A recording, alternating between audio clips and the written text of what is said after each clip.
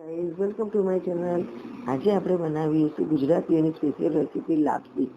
ગુજરાતીઓના ઘરે કોઈ બી સારો પ્રસંગ હોય તો લાપસી સૌ પ્રથમ બનાવે છે. તેમ પણ આજે નવરાત્રિનો પ્રારંભ થયો છે તો આપણે લાપસી બનાવવાની છે. તમે જોઈ જ રહ્યા છો કે મેં ગોળ લીધેલ છે, 1 વાડકી ભૈડર લીધેલ છે, સ્વાદ અનુસાર બોરું ખાંડ કે ખાંડ દળેલી લીધેલી છે અને 1 વાડકી ભૈડર છે તો તેના કરતાં થોડું ઓછું આપણે પાણી લીધેલ છે અને જરૂરિયાત મુજબ ઘી લીધેલ છે અને તમે જોઈ રહ્યા છો કે મેં મોણ આપવા માટે તેલ લીધેલ છે. તો સૌપ્રથમ આપણે ભૈડન કેવું લેવું છે તે જોવાનું છે. જોઈ શકો છો ભૈડનનું સ્ટ્રક્ચર આ પ્રમાણે હોવું જોઈએ, ના બહુ જાડું કે ના બહુ ઝીણું. તો ત્યારબાદ આપણે જે ભૈડન લીધેલ છે તે ભૈડનને તમે જોઈ રહ્યા છો કે મેં તેલનું મોણ દઈ દીધેલું છે. તમે જોઈ રહ્યા છો કે જો મેં તેલનું મોણ આપી દીધેલું છે. તેલનું મોણ એટલું આપવાનું છે કે મુઠ્ઠી વળે એટલું. તેમાં મેં 3-4 ચમચી તેલ નાખેલું છે.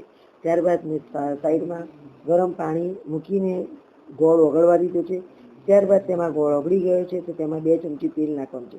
તેલ નાખવાનું ખાસ ધ્યાન રાખજો. તેલ નાખશો તો તમારી લાપસી એકદમ સરસ છૂટી થશે.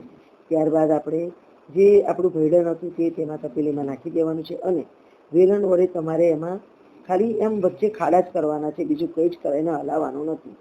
જોઈ રહ્યા છો. અને ત્યારબાદ હું તેને 1 મિનિટ માટે ઢાંકીને સિજાવા દઈશ.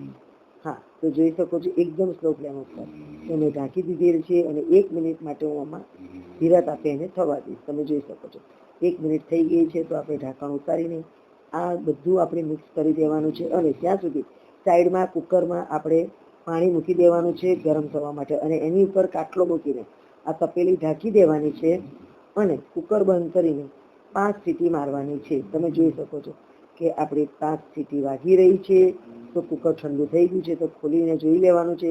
આપણી લાપસી એકદમ સરસ રેડી થઈ ગઈ છે. તમે જોઈ શકો છો ગાઈસ. તો આપણી લાપસી રેડી છે. તો આ લાપસી ખાઈને કહેજો કે કેવી લાપસી બને છે, મને રિપ્લાય આપજો. Thank you so much for watching my video. Thank you.